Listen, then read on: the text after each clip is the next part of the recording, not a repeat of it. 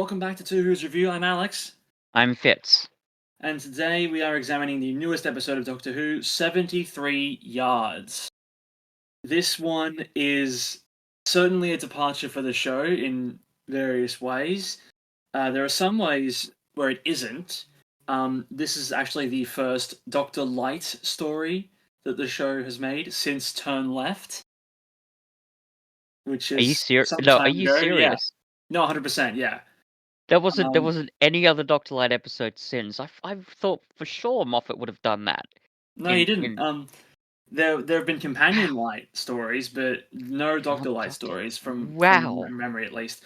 This one was created out of necessity because Shooty Garble was still filming season 4 of Sex Education during the time of Ah, production, and so they wrote this story where the Doctor has interesting. 2 minutes of screen time, in order to give him a bit of a break.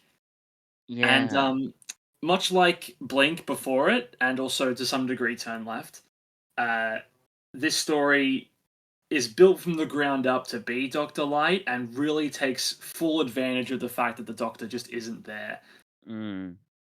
Um, all we have discussed so far regarding this episode is that this is going to be an interesting podcast discussion. We haven't yet confirmed with each other our opinions of the story, so Mm. I'll ask you that now. What did you think of 73 Yards? It's different.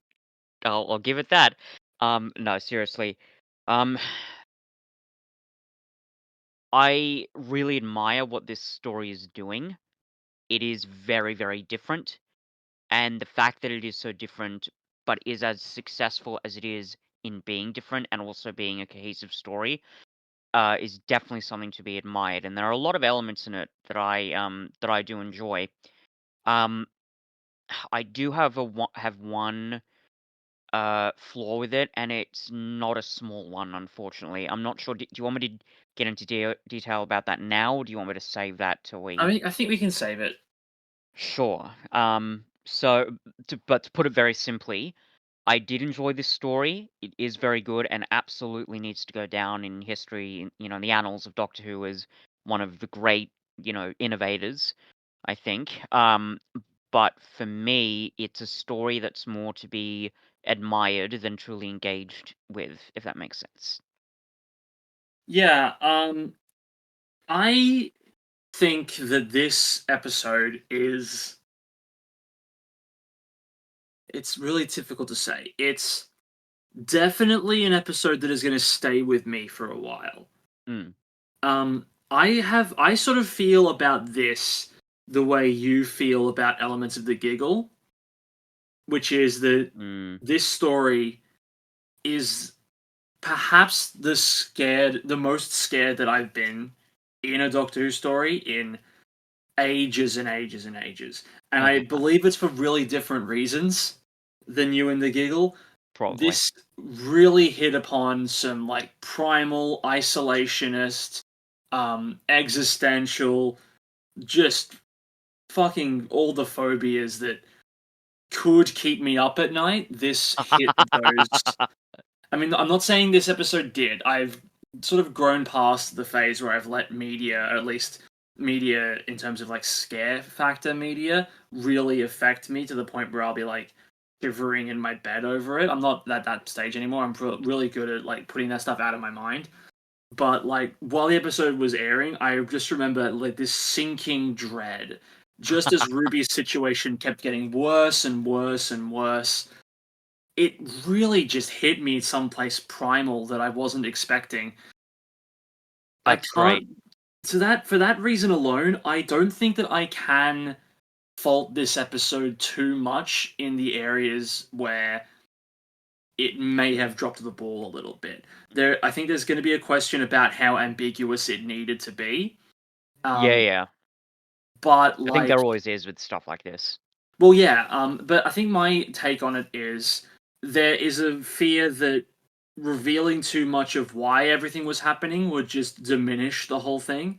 So I think that overall they did a good call keeping most of it untold Mm. and just letting us experience it through Ruby's point of view, Mm. because that just, like I said, like it allowed for the episode to essentially just like gnaw away at my psyche for 40 minutes until by the end I was just sort of slack jawed, mouth open, and like, holy crap, this show is going there. Mm. Like that's my Mhm, experience mhm, watching mhm. 73 Yards. Sure. Um, I'm kind of delighted to hear that it affected you that way. Not to sound cruel, but I know that, as you kinda say, like, in knowing you for as long as I have, your engagement with media, um, it's not quite like this, or at least not very No, often. no. Um, whether that's because, like, just as a point of comparison, I don't know whether that's because I'm into horror movies and you're not, I don't know. I'm used to, and in fact, I kind of hope, when I watch a horror movie, I'll be genuinely scared. It doesn't happen often, but when it does, Mhm. boy howdy. Um, but to hear you say that this affected you in a way that most media doesn't, I'm I'm both surprised and not surprised by that. I'm not surprised by it because, as you say, just and as I've said, just like knowing you and the way you engage with media, it is rare, I think. Um, like that it hits you in this way. Yeah. Um, but I am slightly surprised because I wasn't. Don't get me wrong. I was nervous watching this episode. I was nervous throughout the whole thing. I could feel my heart knocking in my chest, but I didn't feel quite like that. Certainly, there are other forms of media that have affected me much more strongly. That probably is just a personal thing, though. Well, As you said, it hit you on very personal levels. For me, it didn't quite uh, get there.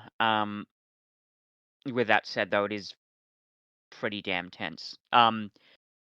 Anyway, the point is, yeah, it's just interesting to hear you describe the episode like that, because as you said, we hadn't discussed this much prior, and I was wondering, oh my god, is this going to be one of those episodes where it's going to be the really polarized sort of episodes where I'm going to have to be saying, no, no, no, no, no, no, Cuffy, no, no, it's meant to be ambiguous. It's stylistically designed to be that way.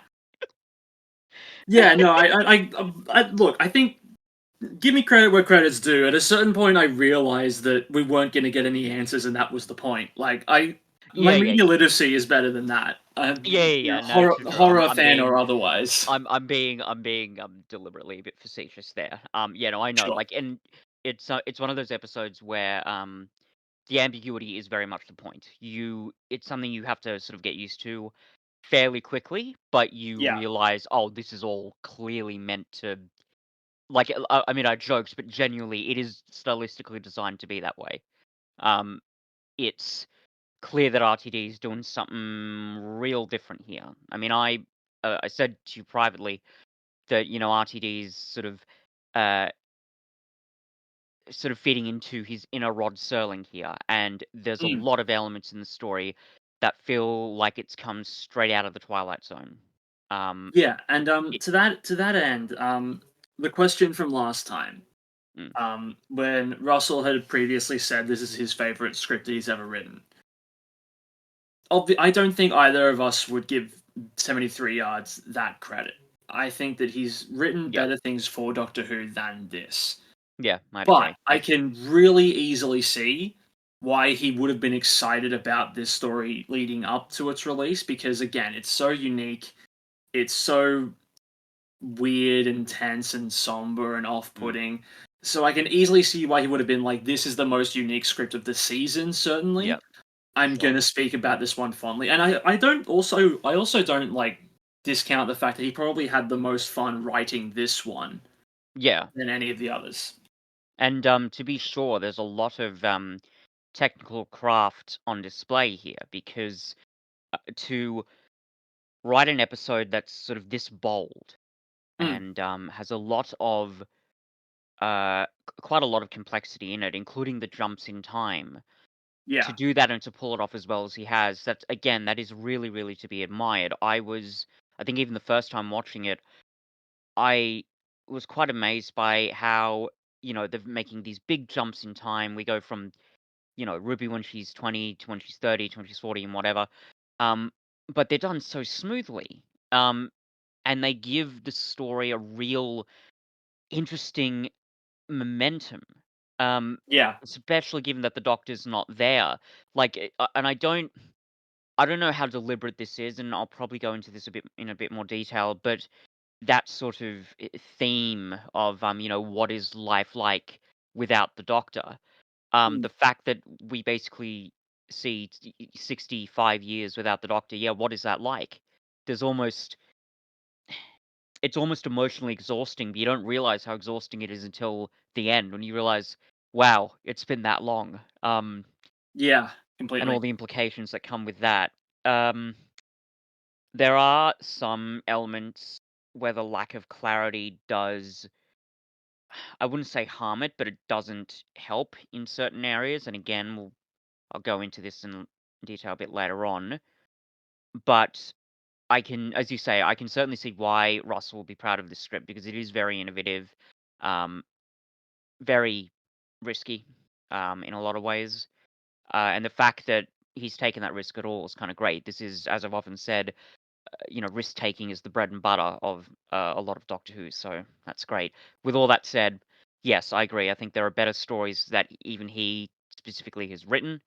I think thematically, especially, there are far more ambitious stories. And I actually think the theme is probably one of the weaker elements here, and that knocks it down a couple of places for me. But again, I'll get into it later. Um, well, let's jump into the start of the episode Sure. for the moment. This is the fourth episode of the show to not begin or feature the title sequence in any capacity. Um, in previous in one previous example, it was used to set the tone. That being "Sleep No More," the found footage episode. Mm, In the other two, it was seemingly a stylistic choice, them being the Woman Who Fell to Earth and Resolution. mm, I'm not sure why it was done in Resolution, but Woman Who Fell to Earth, I understand they wanted to like mm. set a different tone for the start of the Yeah, yeah. Shenron era. Here, it makes a lot of sense to do that. Mm, It's like having just the Cliffs of Wales and immediately fading in 73 yards by Russell T Davies. It immediately hits you with, oh, this is going to be something different, yeah. And which in a I think is way, really, really effective here. yeah, for sure. And in a way, it's kind of almost a meta reflection of the episode, right? Because we don't see the great titles of Doctor Who because the Doctor's not in this story that much. Um, it's kind of I don't know, like an interesting way to comment on the fact that this is a Doctor Light episode, which is Yeah. interesting. Um, Um, but it's in this opening sequence that we get the closest things we have to clues about what's going on. There's a fairy circle on the mhm, ground with string and effigies surrounding it. mhm, The Doctor accidentally steps onto it and breaks the string. Ruby reads an epitaph. mm, And these are seemingly the only two things that happen that cause A, the Doctor to just vanish from the universe forever, mm, and B, Ruby to be endlessly uh, observed from afar by a womanly figure who we end up learning is Ruby from the future, yeah, who is constantly stuck in a state of trying to say something but not being heard by anyone, and anybody who interacts with it immediately finds disfavor, if that's even a word, with Ruby, either through fear or outright anger. I think, if I'm honest, I think disfavor is putting it a bit mildly, but Well, yes, like certainly, yeah. certainly they flee in either terror or rage or some strong emotion. Um, Yeah. and that in itself, right? That's a really simple concept, and it almost seems silly when you think about it, but the way it's explored in the story, it's actually really, really disturbing. Um, Yeah, because of that endless loneliness. It's fucked, if I'm it is. honest. It's incredibly fucked. Um, we have actually learned. Friend of the show Sam did a bit of research, or at least found some research after the episode aired. And we learned that in so this is from the Wikipedia article about the fairy circles or something to do with Welsh folklore. Hmm. Most often, someone who violates a fairy perimeter becomes invisible to mortals outside and may find it impossible to leave the circle. Often, the fairies force the mortal to dance to the point of exhaustion, death, or madness. In Welsh tales, fairies actively try to lure mortals into their circles to dance with them. So, when you put that context into place, it's also a really bleak story for the Doctor, who steps into the circle, finds himself stuck there and invisible forever. Dancing or otherwise, that's morbid. When are we gonna get the Doctor dances too? When are we gonna Well, see life inside the fairy circle? When's that gonna happen, Russell? I oh joke dear. about that, but Yeah. anyway. But yeah, I think we can. Knowing that piece of Welsh folklore does go some way to explain at least a part of it. It Mm, potentially explains the Doctor's disappearance, and this seems to be an episode that like is trying to sort of honor or at least um, tribute Welsh folklore mm, in that aspect. Like it's at the very least drawing from something in that variety. It's drawing on like a respect for the land, which is, from my understanding, a big part of Welsh folklore, mhm. and using this as the impotence, not the impotence, the impetus for a story, um, is a neat touch, and it does draw on Mm, the Welsh roots that Revival Doctor Who has had. yeah. Um, yeah. I mean, it's, yeah, certainly a quite an interesting framing device. Yeah, I mean, and the whole, like, you wonder, is it just, like, pure magic? Is this like a pantheon situation, or is there more of a hard science explanation behind it? You're never given that explanation, but it still works, which is kinda yeah. great. Well, it works in a similar way to what I would actually consider the best Russell T Davies story, which is Midnight. Mhm. In that story, there is also a thoroughly unexplained event that almost causes the Doctor to completely be killed forever. In that one, it was also left ambiguous what was going on. Mhm. And this is doing a very similar thing. The main difference is that that story had like a clear sci-fi um, root and influence, whereas Yeah. this one is definitely more in the supernatural folklore Yeah. fantasy kind of For thing. sure. Yeah. Yeah. But then we get to see um, Susan Twist rock up again as the Mm. hiker who Ruby Mm. first encounters. It's great to see the show begin to seed, at least for those people who haven't noticed it already, that something's going on with this character. Ruby, for a moment, goes, "Oh, I think I know you from somewhere." Yeah. So it's clear that they're, and I think by this point, at some time between this episode and this recording, they Mm. did confirm that Susan Twist is going to play a huge role in the finale. So that is presumably this season's mystery box. Which, if we didn't think that already, that's probably what it's going to be. So we're not probably not going to get the Mrs. Flood stuff this season. Yeah. If there is Pantheon stuff, it's going to be tied to Susan Twist in some way. I'm not sure how that's going to happen. Maybe Susan Twist is the one who waits. Um, Mm. if That'd she be is, interesting. she's certainly doing a good job hiding it, especially because she's letting future Ruby influence her to this effect. So Mm. I don't know if that's specifically what it is, but Mm. I don't know. Like it's leading to something, and I'm excited to see what that's going to Yeah, be. yeah. I just can I bring up Mrs. Flood for a second? Yeah, of course.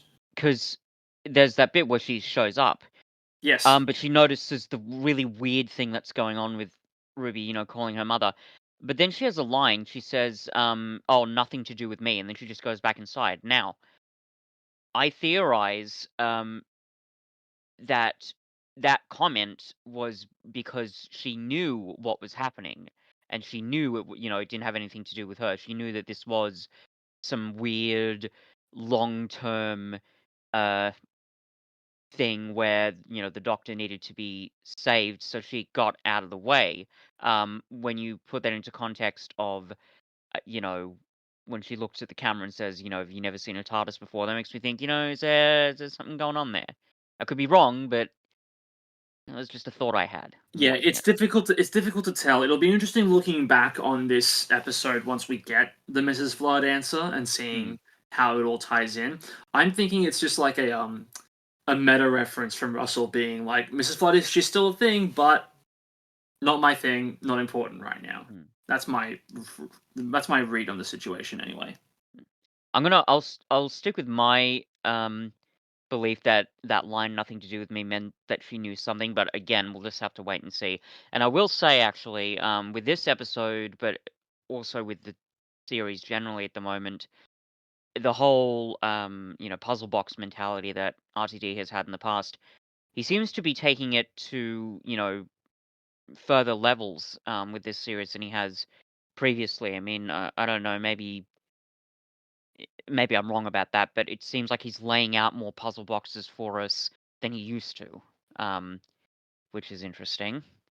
Yeah, well, we've got, like I said, I think we've mentioned this in the past as well, but we've got heaps of unresolved plot threads and mysteries lined up right now. I guess Yeah. because my guess is that since they announced, or at least they hired him back while the Chibnall era was still like more than a year away from wrapping up, so he had heaps of time to plan stuff.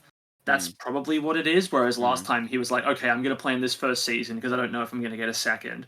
And yeah. then from that point on, he was like, oh, okay, I'm just planning one season ahead at a time. Maybe I can tease like maybe I can throw out a Face of Bow Mm, long running mystery arc, or maybe I can, run stuff through multiple seasons in a way that'll pay off eventually. But for the most part, he was sort of planning only one season ahead.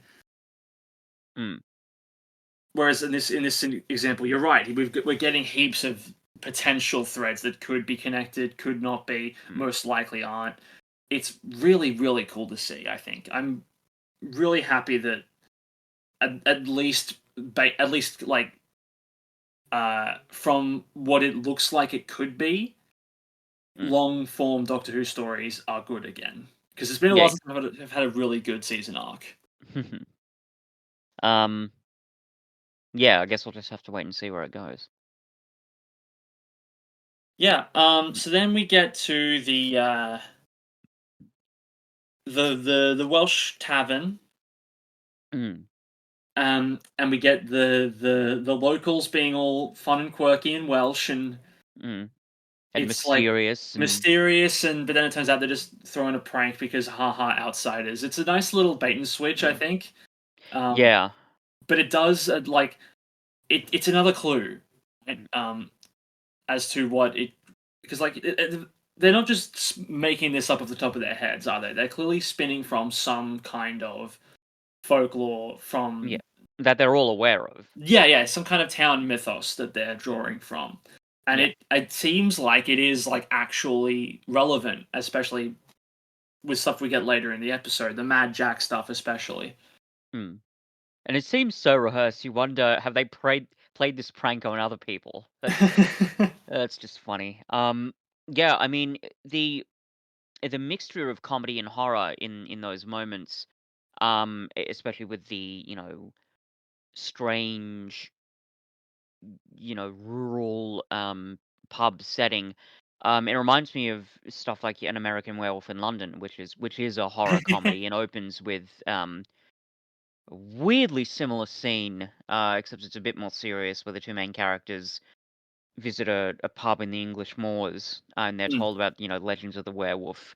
Um, so that was interesting, and as you say, it is very much a really neat twist that we go from classic, spooky Doctor Who horror stuff that's eventually explained with hard sci-fi to, oh no, no, that's just a joke.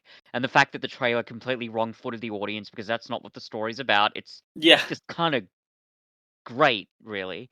And it Um, is a fine line to walk, isn't it? Because like Moffat's trailers did tend to wrong foot the audience in a way that, is very, very unsatisfying. mm, I'm looking at the Dark Water / Death in Heaven trailer to be exact, mm, and to a certain extent the Hellbent trailer as well. Those were all horrible trailers that misrepresented what the actual episode was going to be.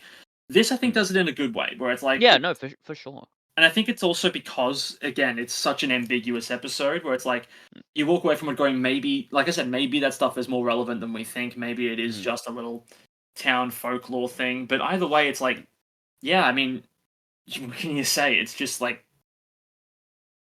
it's weird. mm. I'll also say this is a small thing, but something I noticed, which is pretty cool. Even the way that the creepy scenes in the pub are directed.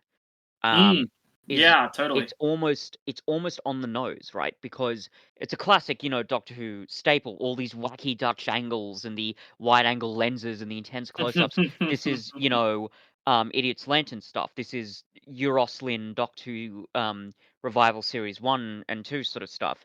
So, I actually think that's done deliberately because once that scene's over, and especially once we see the rest of Ruby's life, Yeah, um, the direction becomes a lot more stoic, I guess is a word you could use. The camera angles aren't as extreme. There's lots of really interesting long sort of forward tracking shots and zooms that make it very, I don't know, tense for sure, um, but also very sober as well, I guess. Like it, you said, creeping sense of dread. I think that the direction is part of that. Um, you know what I mean? Like, it seems yeah, more completely. precise in those scenes. I love the bit, for example, later on where Ruby's basically begging her mother, "Can you please let me in?" And then it just sort of smash cuts to the same shot, but at night, and we've got that beautiful, light coming in from the window, and then we cut to a shot that's looking down on Ruby from outside the window with snow falling on it, which is just fantastic. The point is, Yeah. the direction in the scenes in the pub seems almost deliberately wacky. Again, to throw off the scent for the audience. It's like, oh yeah, this is classic Doctor Who stuff, and then you completely wrong plot us and say, nope, we're doing something completely different today. So it's Mhm. just kind of great, really. Yeah, completely. So this is when we get our main introduction to the enigma that is following Ruby, and this thing, I just, like I said, it just hits basically every nerve in my body. It was a strange thing where it was like the more it showed up, the worse the effect got for me, and it should be the opposite, right? It should be like the more we see it, the more it's like, okay, it's this again. But no, it's just like I don't know, it's just that just the constant presence over decades Mm. and decades and Mm. it remaining an unknown that entire time, it just sent a chill up my spine every single time. Good God, this thing is terrifying to me. um, I think my reaction to it is certainly nowhere near that intense, and I think, like, not to knock your sensibilities, but I think it may be uh, a symptom of the fact that, again, I love horror movies and I know they're not quite your thing, but I've seen stuff like this before in other media. And I hope you and the audience will forgive me for a bit of spoilers here. But if you watch stuff like Lake Mungo or The Haunting of Hill House, there's similar elements of like premonitions in those stories too. Um, and the idea of having like this weird um, uncanny presence that also has like doing these weird repetitive motions like that feels like stuff I've seen in Japanese horror movies or even something like Hereditary. So for me it wasn't quite as chilling. It's possible that's just because I'm used to seeing wacky horrifying shit like that. Um but you are right to point out, yeah, it's a pretty eerie presence, and even conceptually, the thing that just haunts you forever is pretty disturbing, even by Doctor Who standards. That's when, like, we've talked about, hiding behind the sofa moments. This has to be one of them for sure. Well, it gave me like, and I haven't seen this film, but do you know the horror movie where there's the monster that always follows you, and if it catches up to you, it kills you, but you can transfer it to someone else by having sex with them, and it's like an STI metaphor. What's that movie again? It's meant to be really good. I don't know what it is. It Follows. I think it's called It Follows. I haven't seen it yet. I've seen a little bit of it. I should watch the rest of it because yes, it's got quite a good reputation among horror fans. So, Yeah, well, that's but what this yes, I see that's what the you vibe mean. it There is gave a me. Yeah, similarity. but then like, and that is look. For me, the moment that really sent it over the edge was the fucking heartbreaking scene when it affects Ruby's mum. Yeah, This to like I me is just the worst. yeah, and it's great because again, before that point, there's almost there's almost something comedic about it, right? Like it just goes and speaks to random people, and they just flee, and it's so weird and silly. Like you know what I mean, right? Like that could Oh no, easily be made 100%, yeah, into a comedic bit. But completely. then Yeah. when it happens with Ruby's mom, uh, that again that's fucked, right? Because Yes. it's hitting you in a place one that's really close to home, and in a place that you didn't expect. And in terms of that relationship, I mean, with Ruby and her mother specifically, but also her relationships with other people, it only gets worse. There's the bit, Hmm. and I've written it down here, the bit where she's pleading with her mother outside the door, and her mother just says, "Even your real mother didn't want you." I'm like, the fuck, Yeah, the I fuck know. did you just say? It's so completely screwed up. Oh man, and in a way, maybe I don't know if I'd say this is like an out and out flaw with the story, but in terms of the emotional devastation that that isolation would cause, I wonder, maybe did this story go far enough? Like in terms of like it shows you how fucked up it is, right? But in terms of really exploring it and just seeing how that impacts Ruby's life, could RTD have gone further? Nope. Um, you don't think? Nope, this absolutely went far enough. Like I said, at least for me, like it just Mm, the mother leaving her is like Ruby's relationship with her foster mother is the most like stable thing that we mm, know exists in her life. So mm, to wrench that from her so quickly and mm, unapologetically is just gut wrenching, and I don't think they physically could have done anything worse to her. mm. Yeah, that's true. Because they do show how like she has relationships with people and how she's semper distance from them. Mhm. But I guess like that's enough just to see the overall impact because the worst has basically already happened to her at that point. Um, Yeah, yeah, essentially, yeah. I mean, yeah. yeah. Um, and from there, the episode we jump ahead decades and decades at a time. Well, actually, first of all, we get a surprise Kate Stewart appearance. Always great to Mm, see her. mm. Um, wasn't expecting it. And yeah, like it's like obviously it's not as emotionally devastating when Unit turns on Ruby, but it is sort of like the dagger in the or the final nail in the coffin for okay, there is just nothing that can be done here. If Yeah, Unit itself can't take this thing on, then then it must be something serious. yeah, Um, what hope does anyone have essentially? Something I noticed with that, their introduction seems remarkably casual. Um, she just sort of appears, and Ruby just sort of accepts all this stuff. But I think that does make sense simply because, um, you know, even though Ruby hasn't traveled with the Doctor for a long time at this point, she still traveled with the Doctor. Like that stuff changes you. Um, and also it's important, I think, in that point of the story to keep the momentum up. So it wasn't. It's not a flaw. It's just something that I noticed. It's like, yeah, we're really all right. We're doing this. Yep, Kate Well, Stewart. There's Unit, and it also just hasn't been that long since Unit has appeared. that's true. Like they were in the giggle. That was like what 6 months ago. The Yeah. audience remembers Unit. They don't Mm. need an introduction. They've been Yeah, reintroduced in yeah. Material already. Yeah. Well, Um, I think more like an introduction between Ruby and Una, but still, like your point still stands. It's not as if it needed to be this big song and dance.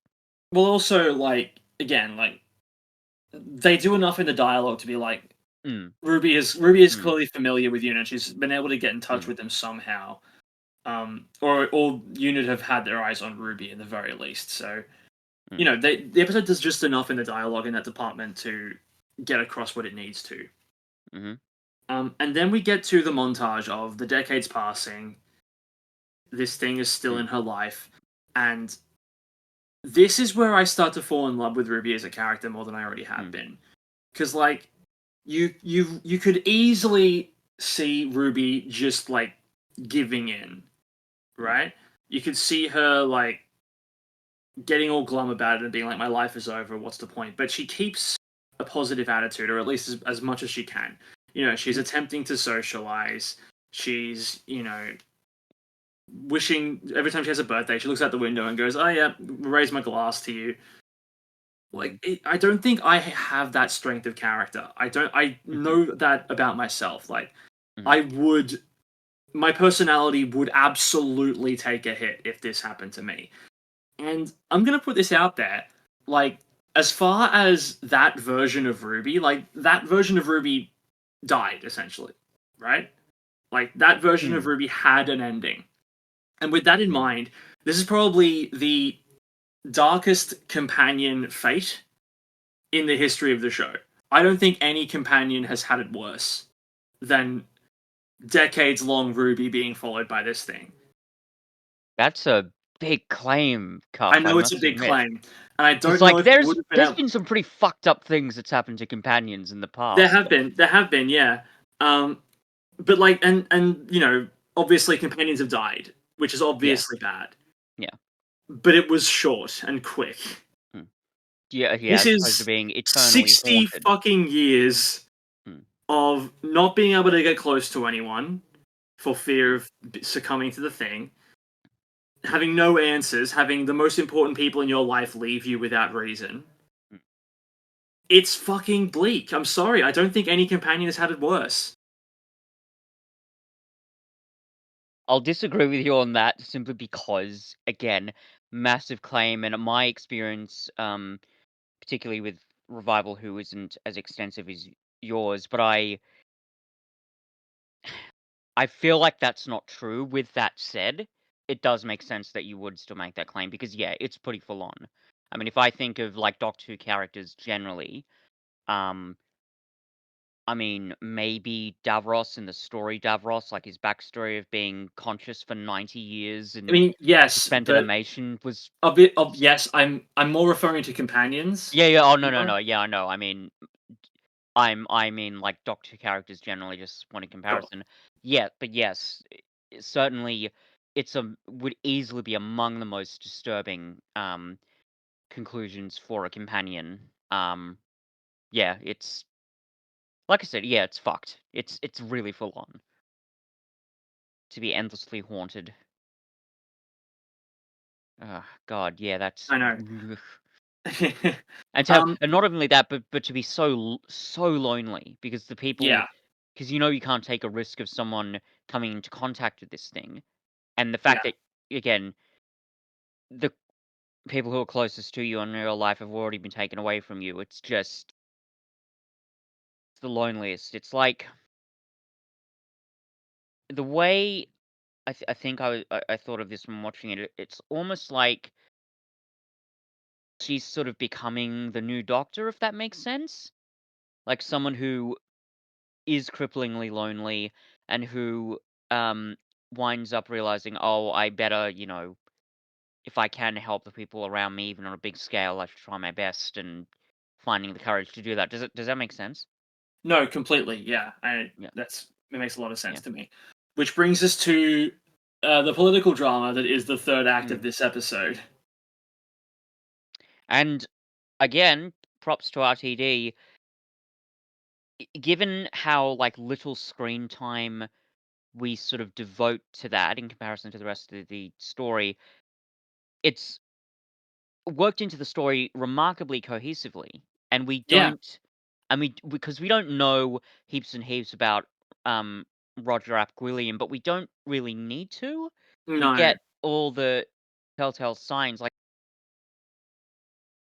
even the bit with monsters, like Jesus, that That sounds fucking terrifying. But Yeah. we don't need to know all those details because we know, right? We know how bad this sort of person is, and maybe it's just well, I don't doubt that the political commentary is deliberate there. Oh, it absolutely is. He's using Sorry, certain Doctor Who fans. But well, he uses like clear rhetoric that was used during Brexit, right? yeah, It's completely on the nose in that regard. But mm, I don't hate that because again, like calling that out is a good thing. yeah. I also found it really funny, and I know because there's been a bit of a history in recent years with this, but the fact that he's resigned so quickly, I think, is the comment on it. God, that was funny. But Yeah, yeah, so the it's point great. is, Yeah. the commentary is there. It's pretty intense. And again, we don't know heaps and heaps about this guy, but we don't need to because we're used No. to seeing in real life and also in Doctor Who despots and dictators. Not to mention the fact that RTD's already done a evil politician thing with Roger with Saxon. So um yeah, like it's just potent enough and examined in enough detail to work, which is kind of great because as I said, the momentum I think is one of the things that this story has going for it, and you can't afford to slow down the story too much, otherwise it ruins it. So the fact that this has been brought in and incorporated that well is really, admirable. Yeah, I mean, even in a vacuum, like as soon as this guy shows up, you're like, oh fuck. Like the doctor Yeah. has just even the line that the doctor has at the start describing him, it sticks Mm. out in your mind enough as being like, oh god, that's awful, and that's really recent. Like at the time, you're thinking 2040 something. That's only 2 decades from now. That's going to Yeah, it's happen not. in our lifetimes. Mm. And then like you don't even realize that it's setting up this subplot later in the episode. It's really great Mm. writing. But even Yeah, the for Mad sure. Jack thing, as tying it back in, it's like it's just another oh god. And in the Yeah. back of your mind, you think to yourself, maybe doing, and you have that hope alongside Ruby, right? Where it's like maybe stopping this guy is what is going to stop this all. Mm. But obviously that doesn't end up happening, and it's just No. it's the she weaponizes her curse in order to save the Mm. world. Yeah. And it also I also like that. I mean, I don't. It's awful that that poor woman was clearly abused by this guy in some way. Mm. Um, but the fact that that's in the story, I think, is useful because it's it does a lot to dissuade the thought that maybe this is just a coincidence, right? Mm. Because I think if it was Mm. just like the doctor's description notwithstanding, if all Ruby was going on was the Mad Jack connection, Mm. there's a good chance that you as an audience member would be like, well, that's not proof. Mm. You don't know what you're doing here, Ruby. But no, like, A, the doctor's thing, but more importantly, his clear mistreatment of this poor girl. Mm. At that point, it's like, okay, yeah, you're a bad dude. Mm. Everything the doctor said was true. You need to be taken down. Yeah. And like that's that again, like a sort of nail in the coffin, right? Because then we quickly lead into more indications that this guy is a horrible person because there's all these horrible rumors about how dishonest he is and how corrupt Yeah. he is. Hmm. Um, so that the fact that he's an egotistical iconoclast, that's not a coincidence. No, no. Um, yeah, which is like it's worked together really, really well. Like it's I think it's a pretty classic example of saying more with less, and Hmm. RTD does a really good job of that here. Um, Yeah. which is kind of great. And I do love the fact that we've got, the classic, oh, random historical event. Oh, that's right, you weren't around for that. That's after your time. Um, the sort of thing that we see in Doctor Who over and over again, but it actually comes into the plot in this episode. Um, Yeah. which is just kind of great. It really is. Um, yeah, I it's am a really, little really great stuff. confused about every other time we've seen someone be influenced by the Enigma, which is what I'm calling her. Mm, Um, it's normally because Ruby has directly been like, go and talk to that person, or there they are. In this mm, situation, it just sort of appears next to Mad Jack, and he just suddenly sees her. It doesn't. mm. really full. I think the perception filter. Maybe it's because he was like right there. Ruby positioned her so that she was right next to him. Maybe that's why he was like, "Oh, that got through the perception filter." But otherwise, Yeah, it's like, this doesn't really follow the rules you've set up. And I this isn't mean, an example of it being ambiguous in a good way. This is just sort of like a you set the rules and now you're breaking them. I mean, maybe. I mean, would you say would have been more helpful if the Enigma actually spoke to William and then he fled, or Well, that would also be breaking the rules, and the Enigma's saying some mm, stuff the whole time, right? Because the Ruby describes it as like like the TARDIS's perception filter, yeah, you know. So except there's it's not. Yeah. yeah. So I think there's like I was expecting when Ruby positioned her right for her to call out and go, "Hey, Mad Jack, look over there," and that to be the thing that you Mm. know breaks the spell, but that didn't really happen. I guess. I mean, it's believable enough for me, and maybe it is because we eventually find out. Well, it's not even really a connection. The Enigma is Ruby. Um, Yeah, yeah, so that's a maybe good she point. has a certain amount of power over it. She just obviously didn't know at the time. And her, I don't know, her will to stop this awful man. Maybe that had something to do with it. I Could can be. understand why that level of ambiguity might be frustrating, but I'm not bothered by it personally. I guess. Yeah, I mean, I suppose that is something to consider, right? Like now that we know that it is Ruby, maybe it is some Mm, kind of like time loop style. I need her to yeah. say something to him. Oh, look, she did. And I Um, mean, and in terms of the rule breaking, I didn't think of that while watching that scene, certainly.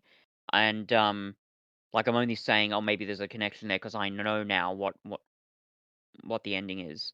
yeah. But I suppose if you thought of it, then yeah, maybe it is an issue that's not resolved properly. But yeah, Mad Jack is defeated.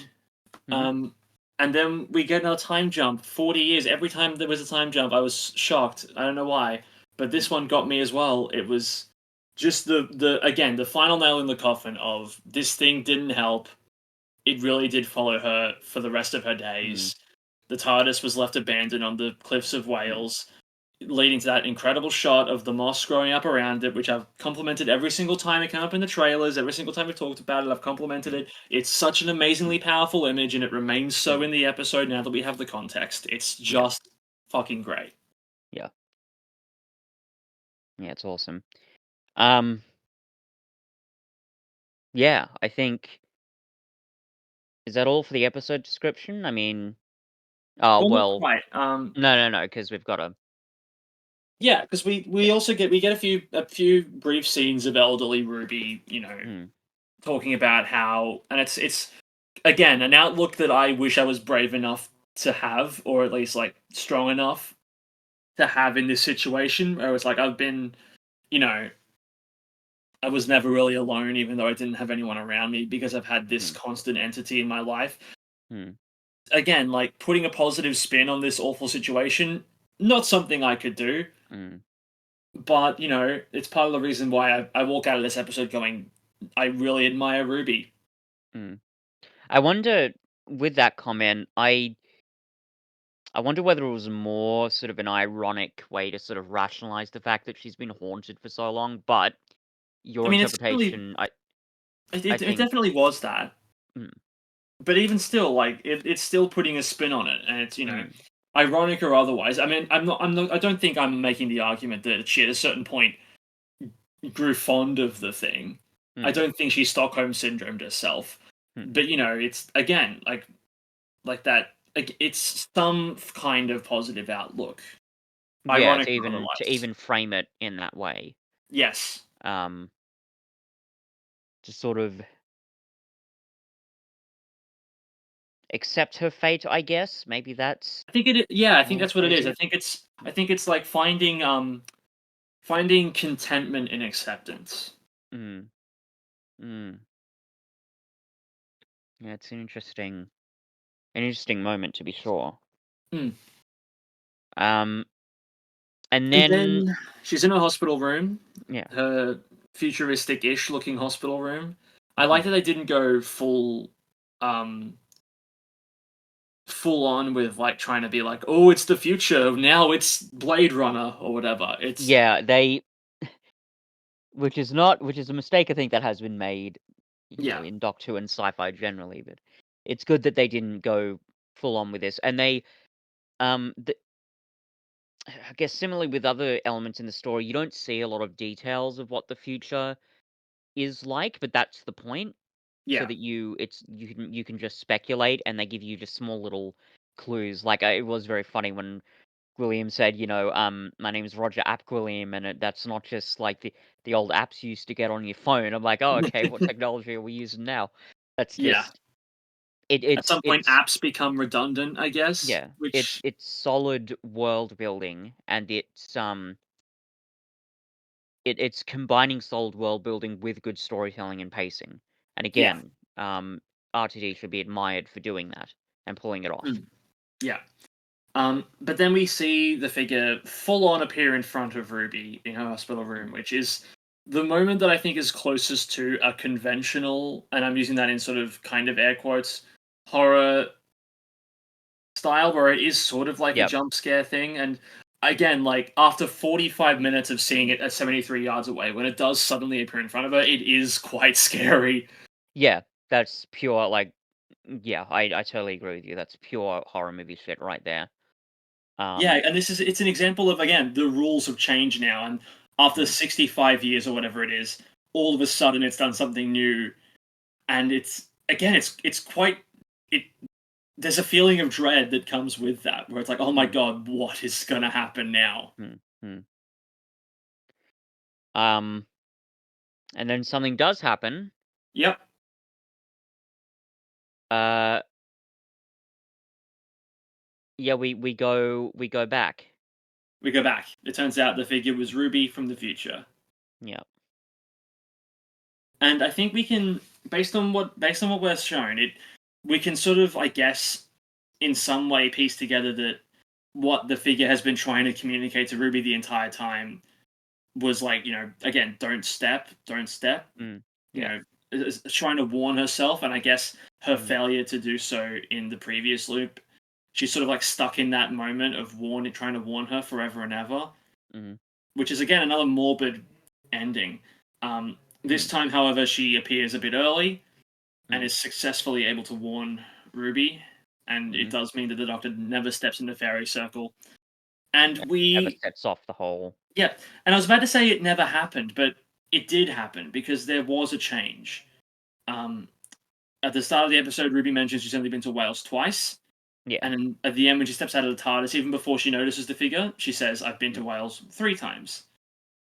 So it still happened, um, which I think is it's you know I I don't know how to feel about this ending because yeah, I've got some issues with it myself, which we'll yeah, obviously get into. my look I that little hint that like it wasn't a complete erasure and it all still happened is good because there is a danger of it being like, okay, the last 45 minutes you didn't need to put any emotional investment into it, it never happened, but it did. Yeah. And I have my doubts about whether or not it's going to matter in the future. Russell has said that he has no intention of explaining the goings on or like the why of it all, which I think again is a good thing. Really. Yeah, he said that Mm, like he under no certain terms is he ever going to be like, and this is why Ruby became this spectral figure that was haunting her for 65 years. We're never going to get that explanation. I'm okay with that. But part of me is like, it's very possible that these events will matter in the future, especially when right. we get to an episode like The Legend of Ruby Sunday. It's Yeah. very possible that while we don't get an explanation, we do get some importance that is placed upon this story Mhm. down the Mhm. line. Mhm. when we learn a bit more about who Ruby is, maybe this will get revisited. Again, it won't be fully explained, but maybe it's going to be a factor, at which point Mm. we may need to revisit our stance on this. It's kind of like Mhm. the episode Journey to the Center of the TARDIS, because that episode also, by the end, it seems like, the time reset and the whole thing never happened. But then when you get to the finale, we get echoes of that event happening again, and it does Mm. in some way factor into Clara's final decision. It's not incredibly effective, but it's still a good thing that they made it important again. Mhm. So we might get that happening. My main criticism of this ending is that it happens too quickly. Mhm. Like we see Ruby jump back all those years, and Mhm. we see from her perspective she has become that figure Mhm. for like 3 or 4 seconds, Mhm. and then the episode is a minute and a half away from ending, and like I don't think it's enough. Mhm. I would have liked to have been looking through elderly Ruby's eyes a little bit longer, Mm. or at the very least, maybe like have at least some kind of thing from the doctor. I don't know. I don't know. I don't know what I think. I don't know what specifically is missing, but it is missing something. Right. Yeah. Um, that does make sense. My thoughts are a little different, but I Okay. do have problems with this ending. Yeah. Go ahead then. The first thing, and maybe this is just a misunderstanding. You can perhaps help correct me here. Um, would the ending of Ruby stopping Ruby, you know, like Ruby? Hey, sorry, no, I'm gonna rephrase that. God, that was awful. Yeah. Would Ruby helping past Ruby to stop the Doctor from stepping on the circle, would that have created a time paradox? Okay. I did have this thought as well, and it Yeah, did have me thinking: have we created a time loop here? yeah. Um. Weirdly enough, I it's not that's not the worst part for me. I could almost like just forgive it if we even just said, "Oh, this is just standard Doctor Who, fucky wucky, timey wimey stuff," then whatever. But yeah, it stuck out to me. That's all. again, I think that the episode does. I don't know. I think the ambiguity does sort of save it here, where Mm. you can reason it away as being like, um,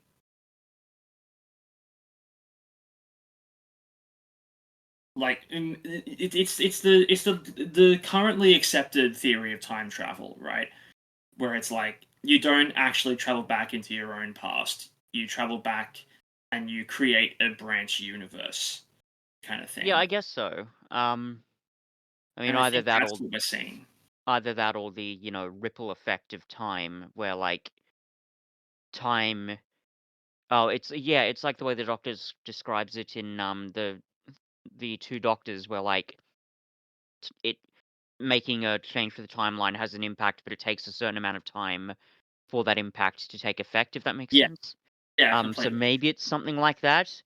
And It's you could also Mhm. like, because again we don't learn exactly what the spiritual or um supernatural event is that began this. It's entirely Mhm. possible that that itself is enough to contain the paradox. Yep, yep, sure. Um, yeah, I think it's still a question that sticks out for me, but it's certainly not the most frustrating element for me with this ending, and it can just be easily explained away just enough for it to Mm, work, especially given we're in the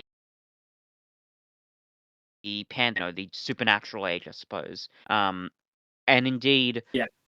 would you say that this story would not have worked as well if it was in another season of Doctor Who where the pantheon and the supernatural stuff wasn't so relevant? I think Um, that if this was in another era of Doctor Who, mhm. they would have done a bit more to explain the Yeah, why. yeah. Well, it's like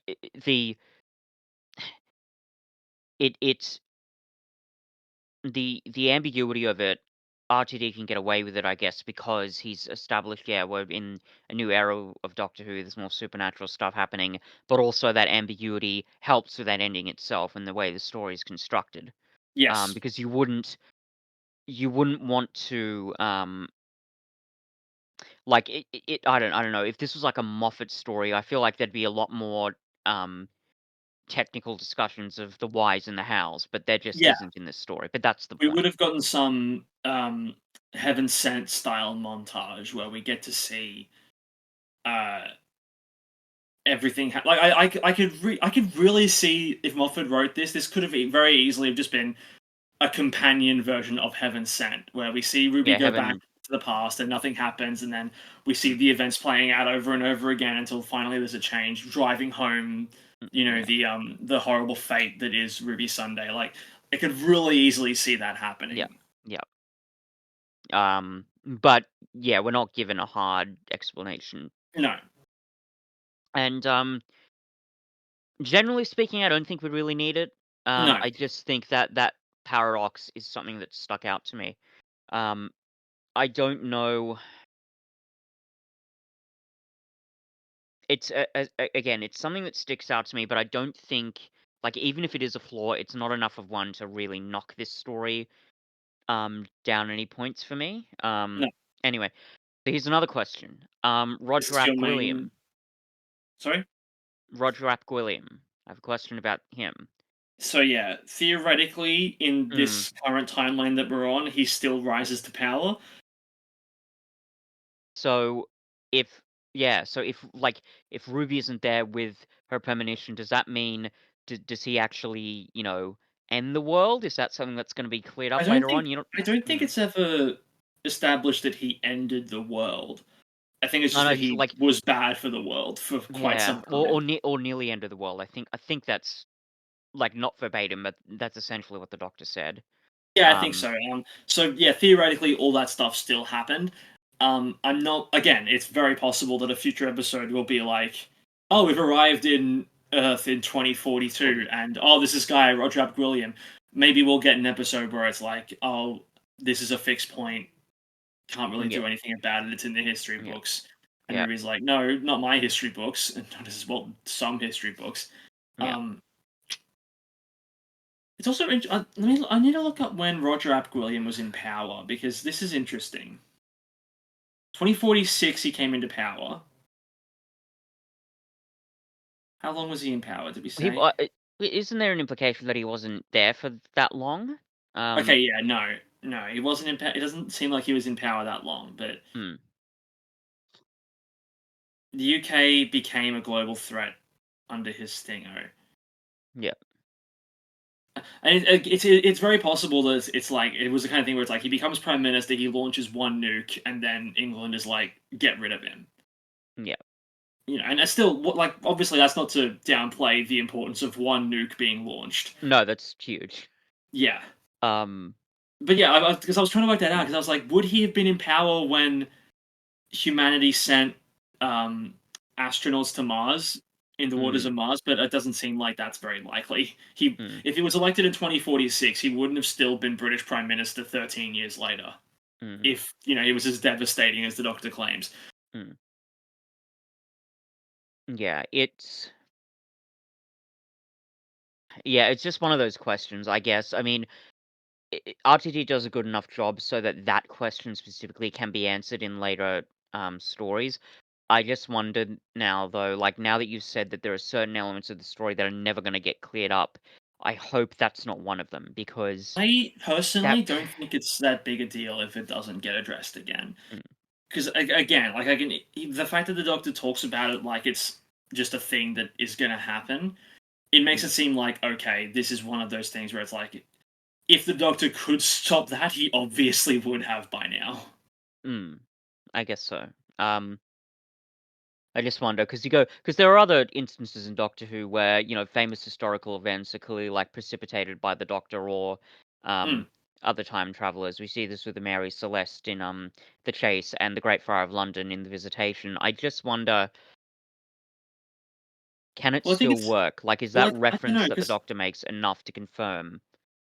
because my My read of the situation is that it's you could also ask a similar, and it's difficult because this is an example of recorded Earth history, but in our Mm, future. mm, But you could very easily ask the Doctor the same question: if you know about Hitler, why did you let World War II happen? mm.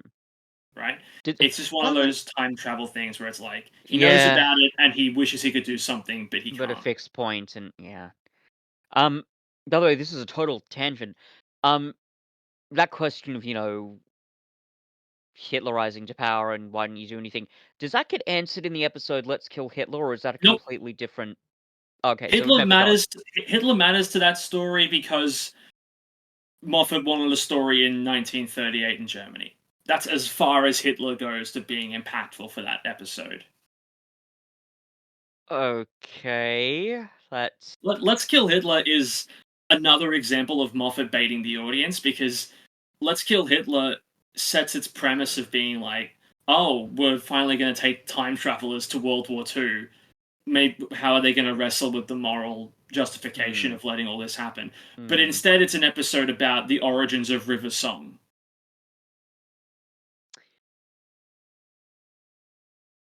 Anyway, And resolving in one episode what the previous half season was building towards. Like it's a bad episode, but I'll, we don't have to think about it for a while.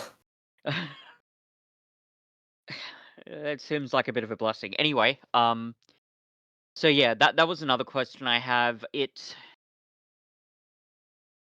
Like I said, it's one of those situations where the ambiguity of the whole episode and um even the ambiguity of the situation, I guess, it's worked in well enough so it doesn't break the episode for me. Like, you know what I mean? Like Yeah. these aren't these glaring No, questions. yeah. If it were like I like to think that if they were bigger flaws, I would have noticed them by now. Sure. They're just yeah, they're just thoughts that stuck in my mind. I don't know, maybe they're just things that I just need to get used to, I suppose. Maybe. Yeah. Either way, I thought I'd bring them up. But I do want to go now to my big problem with this story and this ending Cool. specifically. So I'm gonna have to explain a little bit, so just bear with me. But I'm gonna start off with just a very simple question. What did Ruby learn by the end of this story? Right? Just keep that in your mind. Now, Mhm. this whole idea of, living a whole life and then going back to a fixed point in time before and that whole life not, you know, happening, right? Yeah. That's been done before, I think, in stories. The best example I can think of is the movie The Last Temptation of Christ. And again, I hope you and the audience forgive me. This is a massive spoiler for that movie, but I am gonna have to go into it. So basically that movie is about the life of Jesus Christ. He goes through the motions that you would expect in Jesus' story, winds up on the cross, but when he's on the cross, an angel comes to him, who says that she's his guardian angel and says to him, God doesn't want you to do this. You've suffered enough. God wants you to live a normal mortal life like everybody else. So he gets down off the cross, and then lives a mortal life. He gets married, I think twice, and has children and grows up to be an old man. Near the end of the movie, when he's an old man, the world is in ruins. It's basically the apocalypse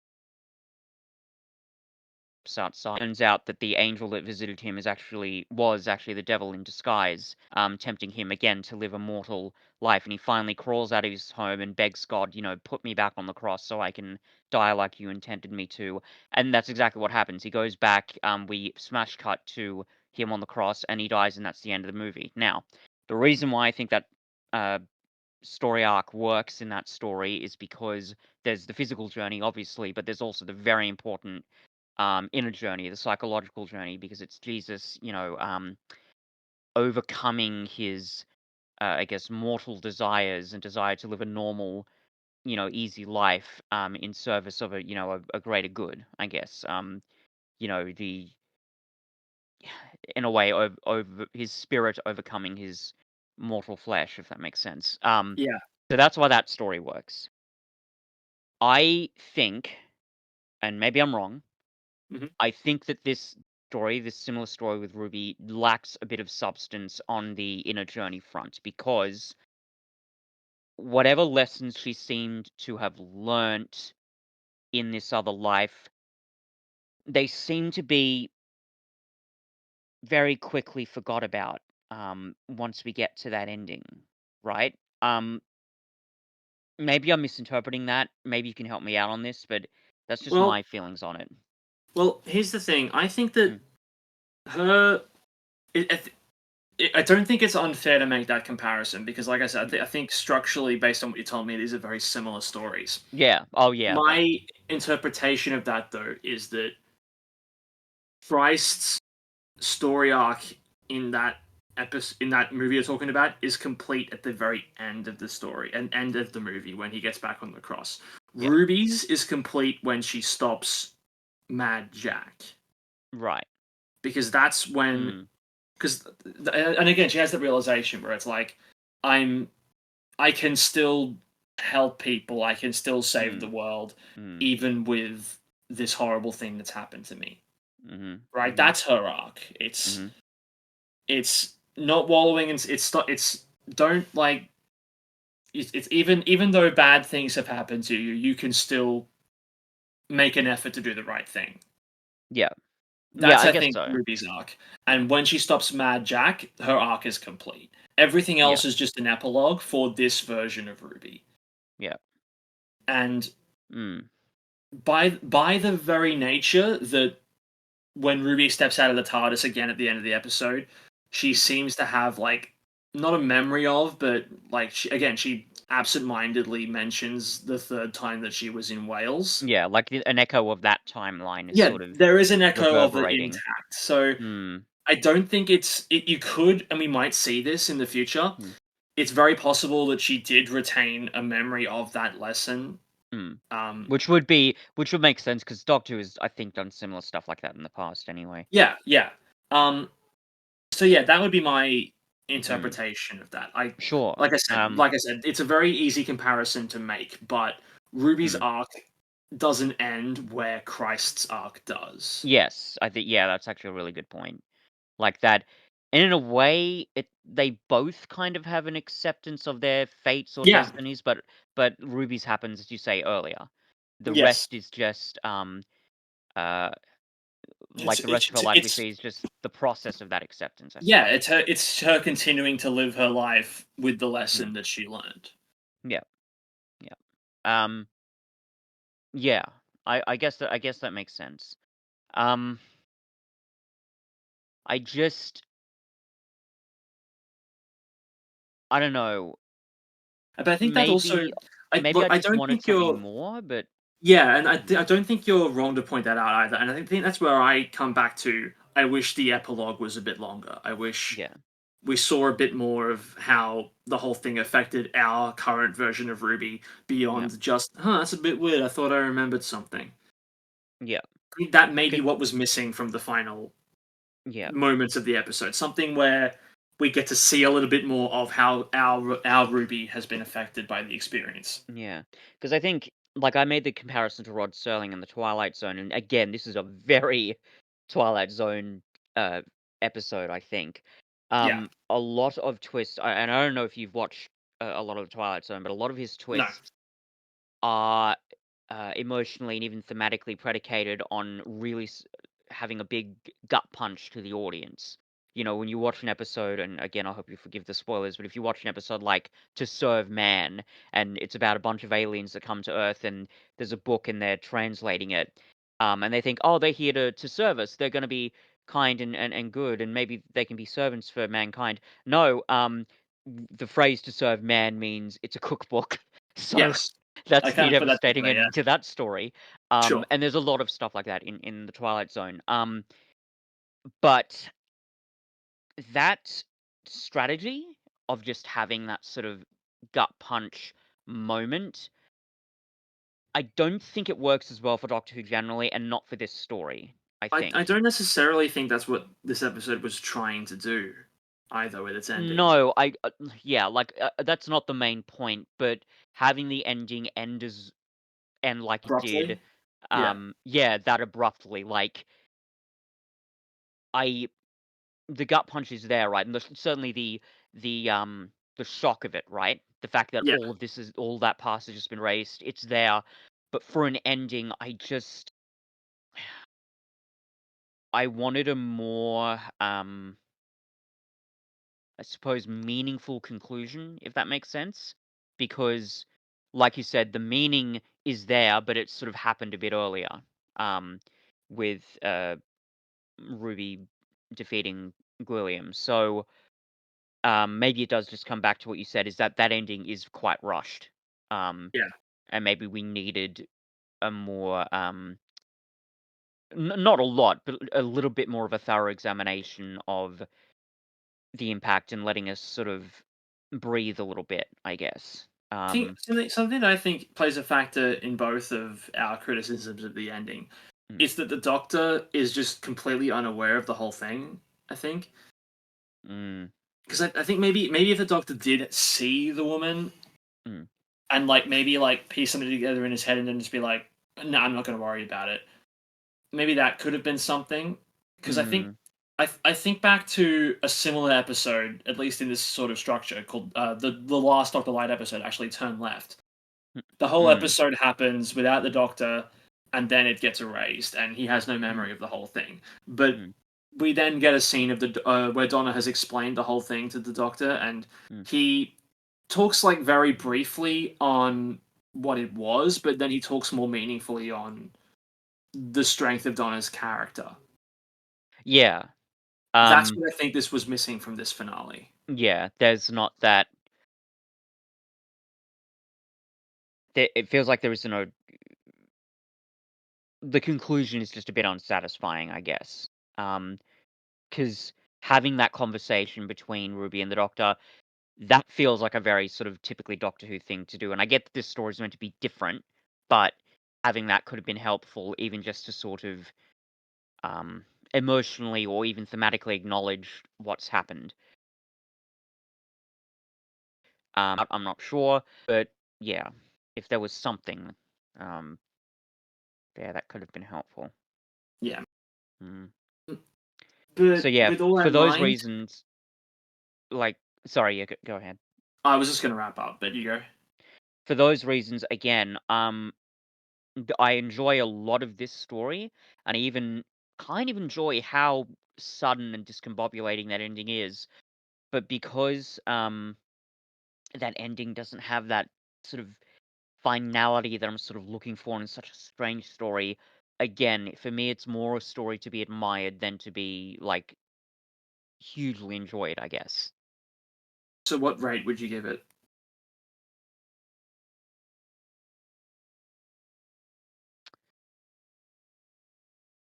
In the knowledge that my opinion may change, especially given that some things in this story may be explained, if not, all of them, I think I'm going to give this a 7. Wow, okay. This is a 9 for me. Sure. Like I said, I acknowledge that there Mm, are flaws, and I especially yeah. around the ending.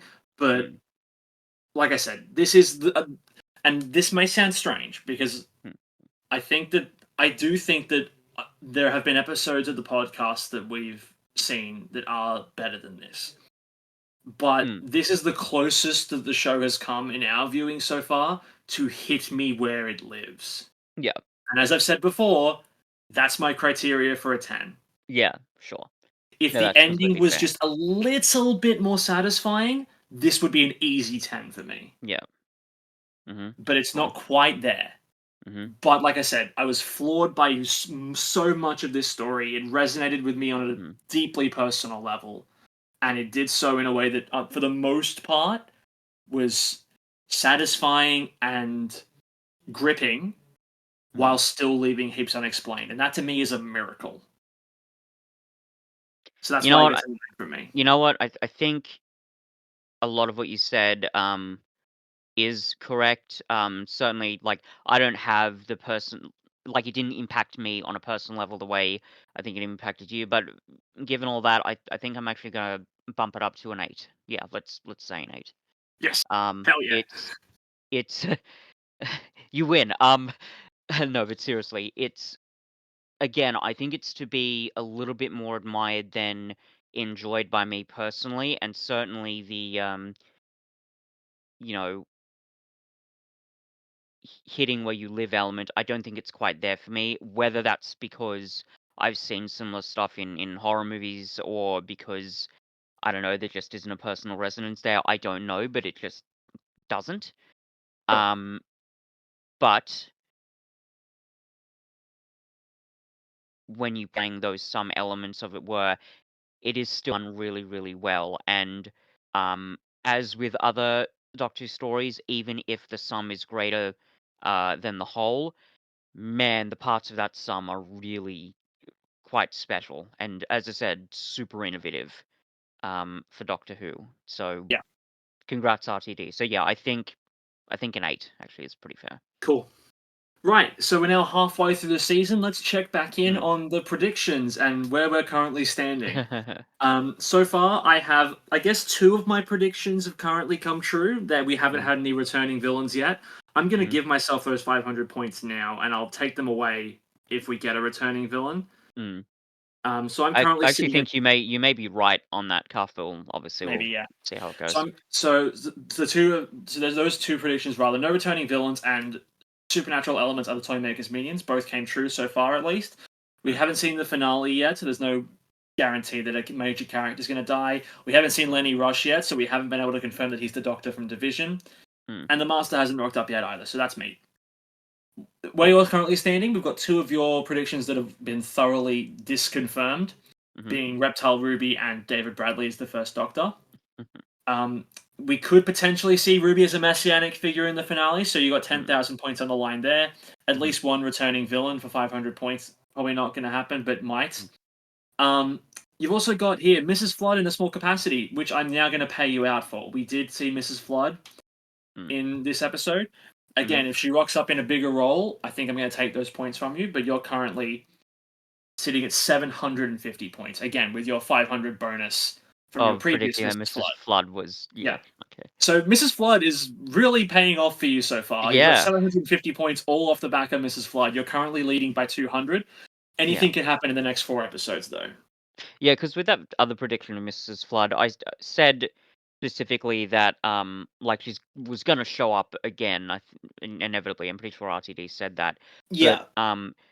I think I specifically said it would probably only be in a small capacity for this season and would be built Yes. on in for okay, yep, no, that makes sense. Yeah. Cool, 750 for me. So it's currently 750 plays 550. Again, Yeah. we might see a change there. Who Mhm, knows? mhm, I'm personally banking on a character dying in the finale to give me that last boost, but mhm, fingers crossed for a death. sure. But next time, it's the episode Dot and Bubble, which appears to be, and from what Russell has said, it seems like it's going to be the closest Doctor Who comes to Black Mirror. Looks like we're going to get a VR slash perpetually online statement, which pretty relevant. So looking forward to that. This looks like it's probably going to be the closest we come this season to a Monster of the Week kind of thing as well. Like we sort of had that with Space Babies and the Devil's Cord, but Devil's This Court will I be kind of discount because it's part of the Pantheon, and the monster in yeah. Space Babies wasn't that much of a monster by the end Yeah, anyway. that So was yeah. yeah, I I'm I looking forward wonder to this one actually. I'll just see if this one will wind up being the most, I guess, conventional Doctor Who episode of the season. It could be, yeah, Because again, we sort of had Monster of the Week with Space Babies, but that was sort of subverted in the end anyway. So yeah, maybe that's what we'll get here, or we could get a huge twist and it won't be anything like the trailer. yeah, So we'll see how that works. Yeah. Um, Interesting times ahead. yep. But until next time, I'm Alex. I'm Fitz, and 73 yards is a certain amount of meters. I forgot how much though, but that's It's because I'm it's terrible at maths. it's really good to know that we both equally shit at doing these outros. Hey, hey, now I resent that. I've done some. Okay, no, you're right. They're not great. Oh well.